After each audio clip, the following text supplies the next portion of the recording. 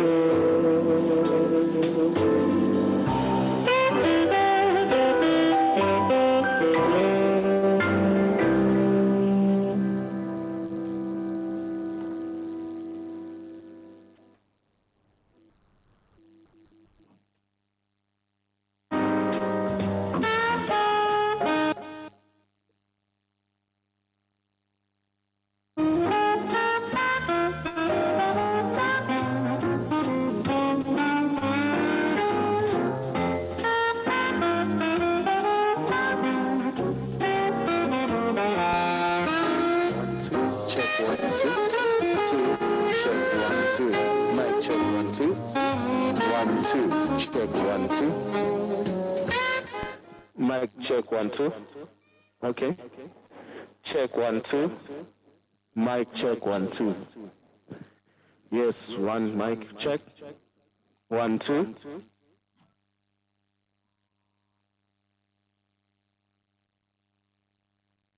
And 2. Yes, check. Check 1 2 mic. Yes, 1 2. Check.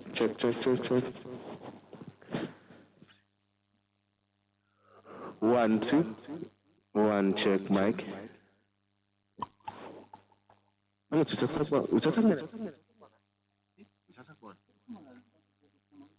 Yeah. Oh, okay. I think it's fine when we use orange. 1 2. Check 1 2. Mic check 1 2. 2.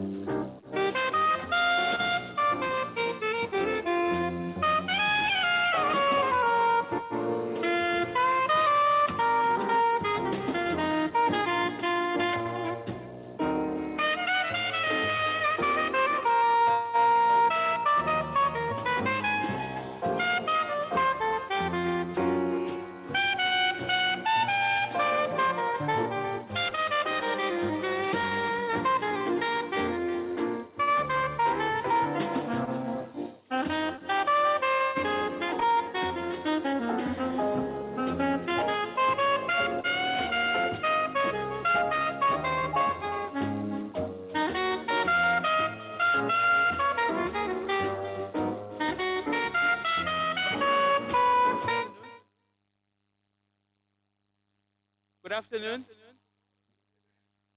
All right, so we're having a bit of a struggle with the links.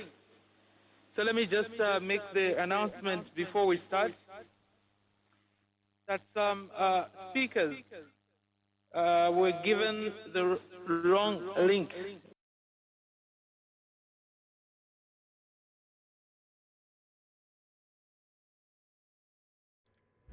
Hello. Yes. Check microphone 1 2. Check microphone. Check microphone 1 2. Check microphone. Check. Yeah. Something good? Yes. Which we have shared. And if they haven't gotten it, please let them get in touch with the technical officers from the ministries, as well as UN colleagues at the country level. Apologies for that, sincere apologies. We'll just see now if we do have a few of the speakers on the correct link, and then we start.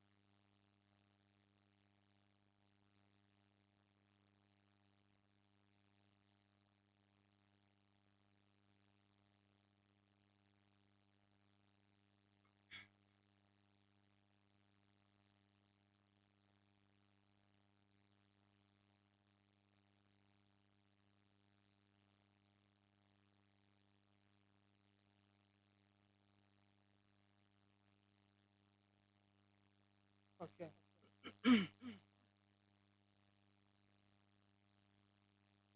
All right.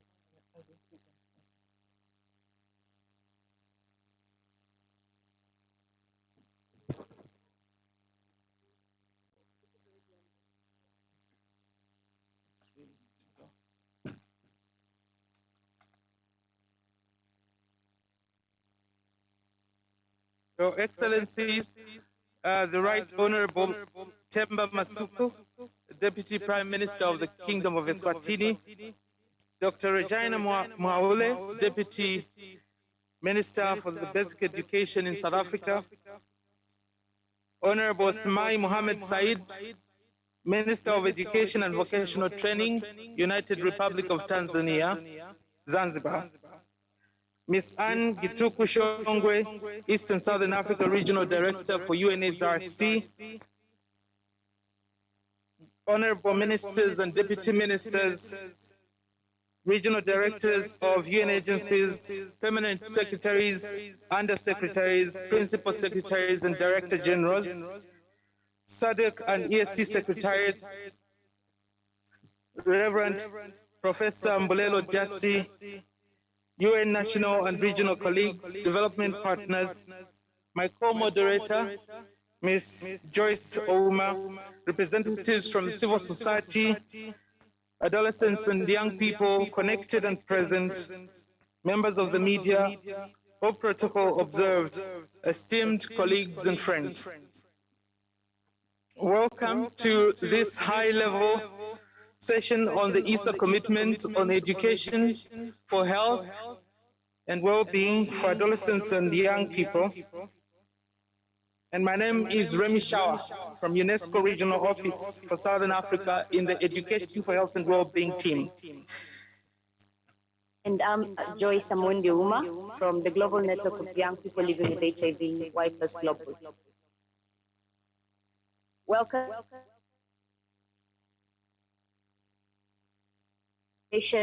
Health, and well-being for adolescents and young people. After several months of consultations, since last year, we are finally here today. And I must say, Remy, that it has been quite a lengthy process. Many thanks to SADC and the ESC Secretariat for their leadership, and to UNAIDS, UNESCO, UNFPA, UN Women, UNICEF, WHO, and MED for their ongoing support. Before we begin, a few house rules to our online attendees and esteemed guests. Please kindly keep your microphone off if you're not speaking. For speakers, we kindly ask that you rename yourself if you haven't done so by saying Minister and the name of your country. This session has been combined with the next, so they are two 45-minute sessions. As such, after 45 minutes, this session will end and you will be asked to use the second link provided to log in again. Apologies for the inconveniences caused. It is therefore our honor to welcome Dr. Regina Mhaule, Deputy Minister of Basic Education in South Africa, to give us some welcome and opening remarks. She will be connecting virtually. Mhaule, please.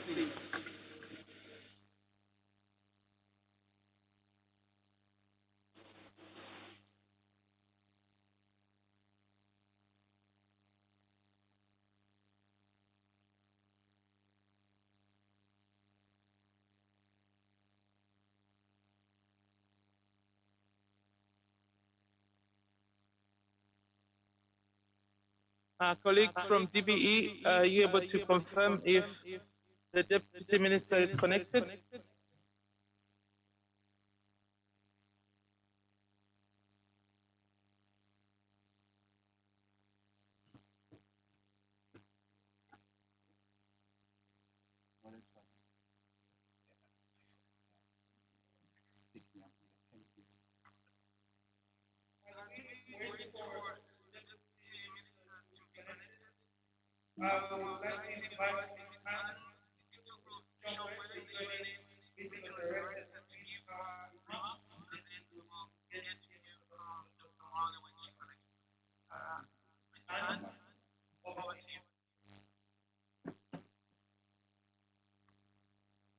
Thank you so much, Remy. Thank you so much.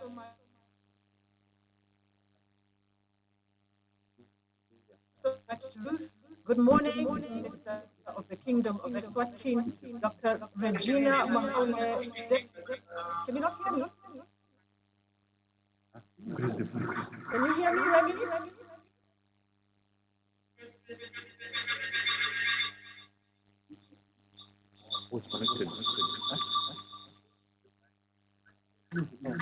Can you hear me?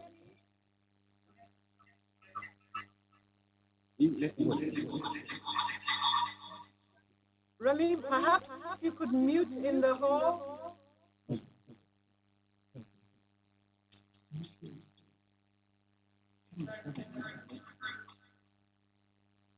There's echo coming from the hall, please.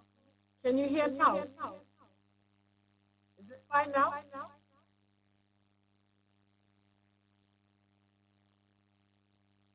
Shall I proceed? You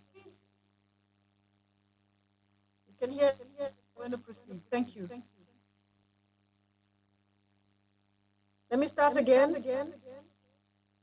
Your Excellency, the Right Honorable Themba Masuku, Deputy Prime Minister of the Kingdom of Eswatini, also responsible for gender equality in the Kingdom of Eswatini. Dr. Reginald Mhaule, Deputy Minister of Basic Education, South Africa. Honorable Minister of Education and Vocational Training, United Republic of Tanzania and Zanzibar.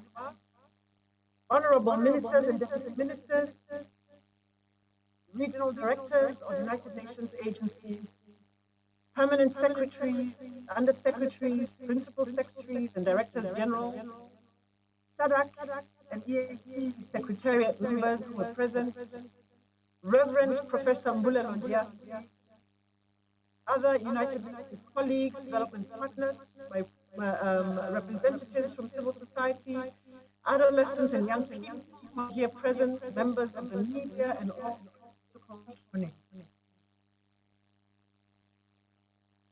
I'm really happy and distinguished to be able to make such a this morning. Honored to welcome you to the event. It's unfortunate that after all the planning, we were unable to be together. We had looked forward to congregating together at ESA. Some of us are online, a few of us are in the room, but let's continue in any case to have this conversation. ESA is Africa's largest conference on HIV/AIDS and provides the perfect stage and occasion for this meeting to reaffirm and expand our commitment to accelerate investments aimed at supporting adolescents and young people in the Eastern Southern African region by equipping them with knowledge, with skills, with attitudes and values that will empower them to realize their health, well-being, and dignity. The topic of our Global AIDS Report, our global strategy for 2020-2026, the United Nations political declaration on ending AIDS, the theme of these three important reports are ending inequalities to end AIDS. It is most relevant to our region that includes the countries with the highest income inequality, but also what we have termed the pandemic of inequalities between men and women, between the young and the old, countries, in terms of unequal access to treatment, unequal access to services and prevention strategies. But today we are mostly concerned about the inequalities that have led to the disproportionate impact of HIV on young people, particularly girls and young women. The East and Southern African commitment to the education, health, and wellness of young people, which was launched in 2013, was developed to respond to these overwhelming challenges. So why is the commitment? Despite a global reduction of 38% in new HIV infections worldwide since 2010, there are still 2.1 million young people living with HIV. Western girls and young women accounted for 29% of new infections amongst adults in the ESA. This translates to 4,000 new infections weekly, more than double that for young men, who stand at 1,700. The gender inequalities are stark. While women and girls are biologically more susceptible to HIV than men and boys, unequal gender power dynamics and harmful gender norms are the root cause, compounded by intersecting forms of discrimination that include education, violence, and access to SRH services.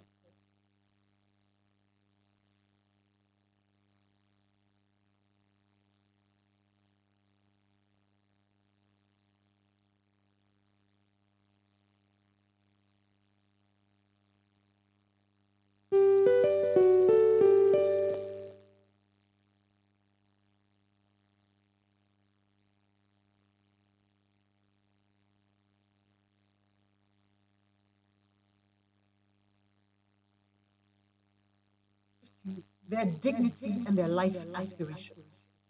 The ESA commitment is a response to this. The COVID-19 pandemic has exacerbated the shadow pandemic. A rise in cases of GBV, of HIV, and increased early and unintended pregnancies is startling.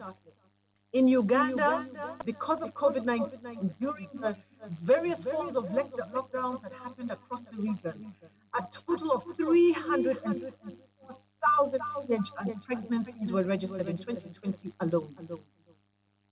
Kenya, more than 100,000 teenage girls pregnant over a 3-month period during the economic lockdown, which amounted to up to 40% jump. In July 2020, Malawi noted a potential 35% increase. The number of pregnancies among girls between the ages of 10 and 19 in the first half of 2020 compared to the entire year earlier. We cannot sit by and hope that this will disappear. This is unprecedented. The ESA commitment of education, health, and wellness of young people was initiated in December 2013, when ministers of education and health met right here, but in Cape Town, South Africa, at the 17th ESA conference.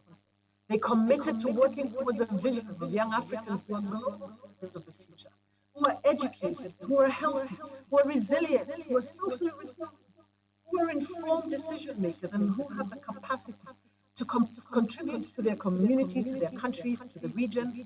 But this included scaling up comprehensive sexuality education for in and out of schools, and youth-friendly health services for adolescents and young people.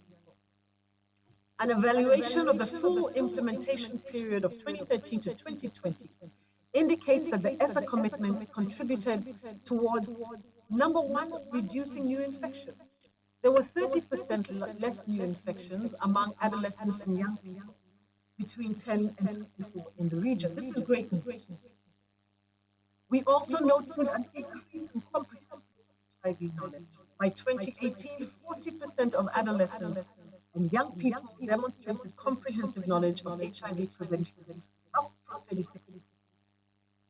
And third, a conducive policy environment for adolescents and sexual and reproductive health and rights in countries up to 5 in 2050, having a policy for learner pregnancy and readmission by 2018. Between 2013 and 2018, 11 countries introduced a new SGBV guidelines maintaining and 7 maintained existing ones. 11 countries now have programs and policies to mitigate child marriage. 17 countries have a CSE strategy for in or out of school.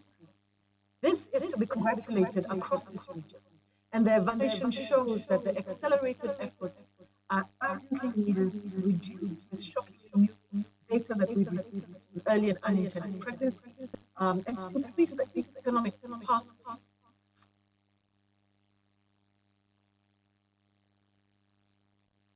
for young women and girls. There is great progress. And the fact that we have had some continuation of HIV infection, we continue to struggle with the terminology of CSC, which is very much misunderstood. And yet, comprehensive sexuality education is a form of transformative education. It is set up to primarily enable children and adolescents to develop the knowledge and skills to deal with critical aspects of their health and develop these while their body mature and they transition to adulthood.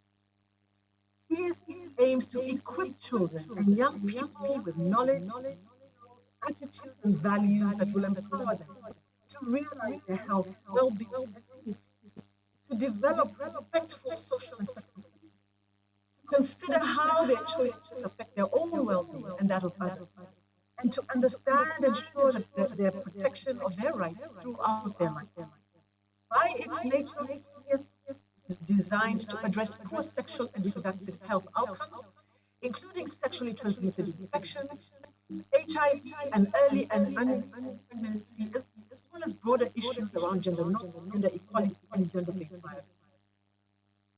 Informed by the evaluation report, we should therefore continue to strengthen the ESA commitment for education and accountability, improve the quality of teaching, learning, and strengthen our link between schools, education, and health. It is important that we work together, that we coordinate, and that we use our existing synergies.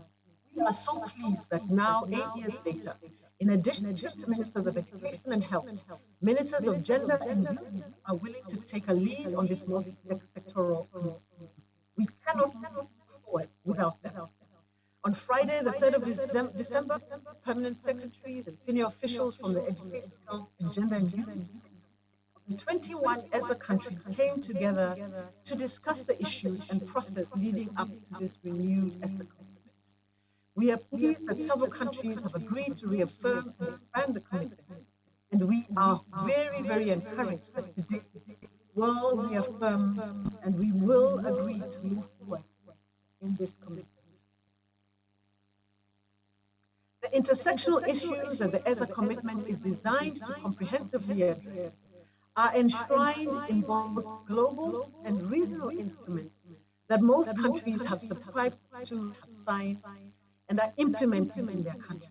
These include the Maputo Protocol, the SADC-sponsored CSW Resolution on HIV and the girl child, the African Union Strategy on Youth Students and Agenda 2023, the ICPD, the SADC SRHR Strategy, the SADC GBV law, model law that is underway, the EAC Health Strategy.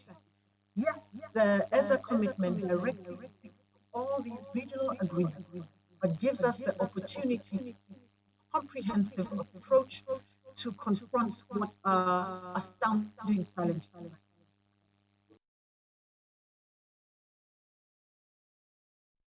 As we move forward, the SG21 to 2026, that is designed to reduce inequalities and reach our 10 targets, which include the 10% of countries have punitive legal and policy environments less than 10% of their legal and policy environment exist.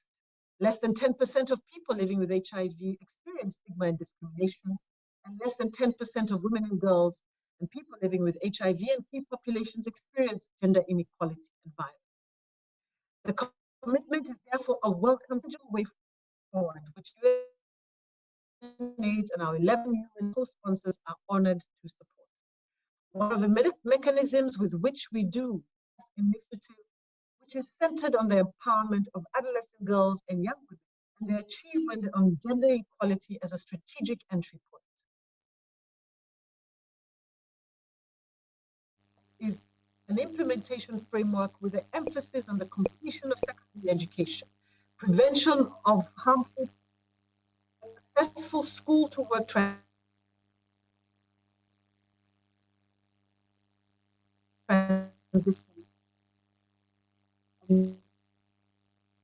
young women's economic, reduces the vulnerability to HIV, and it prepares them for.